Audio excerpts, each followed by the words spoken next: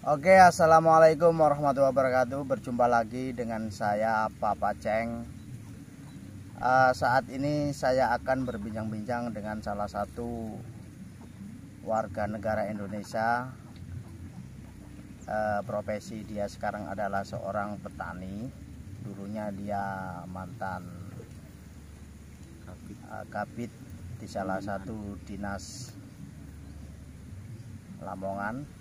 Dia menjabat sebagai kabid di Kesbangpol, dia menjabat sebagai kabid pembinaan LSM dan pernah dipindahkan di 14 tempat di wilayah Lamongan.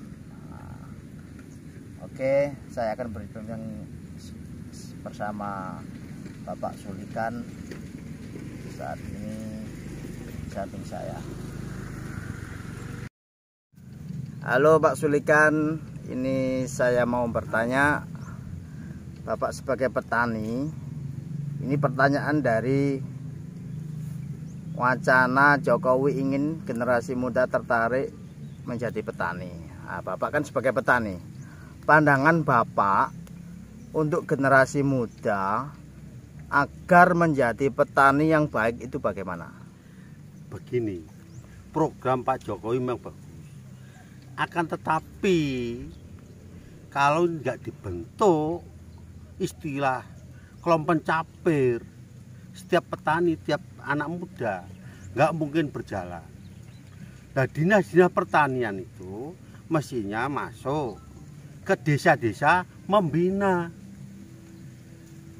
Itu yang harus dipahami dari atas sampai ke bawah, agar supaya petani-petani itu mahir. Kenapa Jepang bisa, Indonesia nggak bisa? Kita harus bisa. Tanah kita subur, tongkat kayu ditancap juga jadi buah.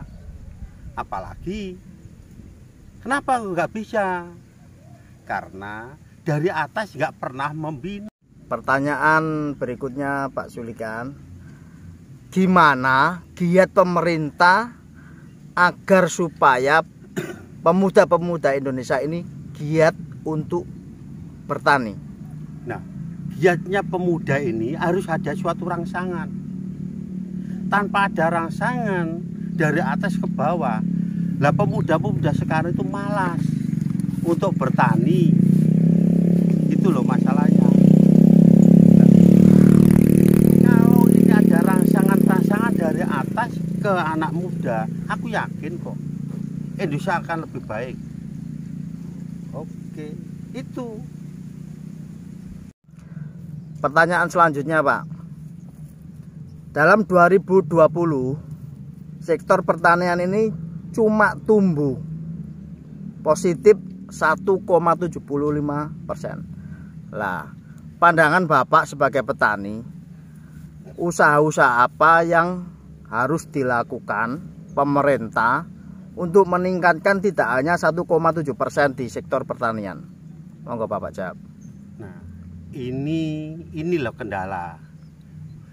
Mulai hari ini ke depan, kalau memang pemerintah mau memberikan contoh pengolahan tanah seperti traktor dan lain sebagainya untuk mengolah tanah, aku yakin pemerintah dan petani itu adalah hebat nantinya. Pertanyaan berikut Pak, ini kan musimnya panen. Lah, kebanyakan orang pada musim panen harga gabah itu makin turun. Lah, pandangan Bapak sendiri sebagai petani itu bagaimana? Nah, ini permasalahannya pemerintah. Andai kata Bulog ini dibuka mulai awal, membuka untuk petani, aku yakin gabah akan meningkat. Sekarang tengkulak-tengkulak itu membuat rentenir-rentenir yang dengan yang lain, bukan lihat Bulog. Bulog kenapa kok ditutup? Sampai hari ini tidak membeli gabah.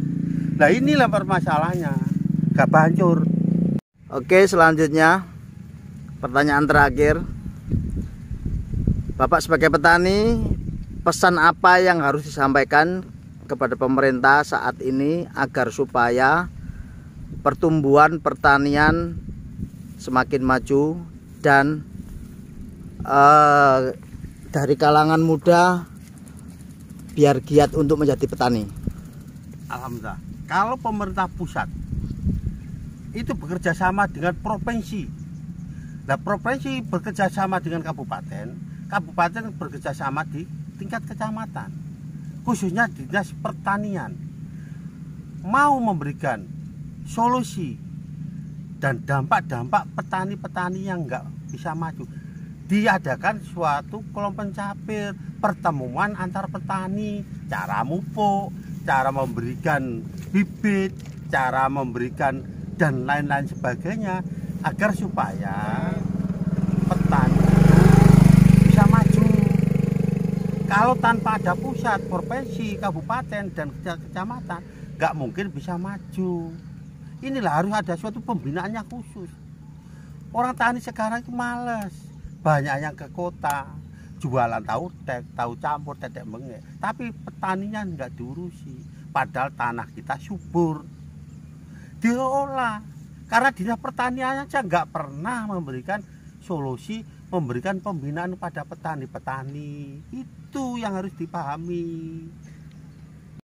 Oke, sekian dulu bersama saya dan bersama Bapak Petani yang ada di belakang saya. Terima kasih untuk bincang-bincangnya, dan jangan lupa lihat di YouTube Anda, Papa Ceng TV, like dan subrek Papa Ceng TV. Wassalamualaikum warahmatullahi wabarakatuh. Merdeka 17.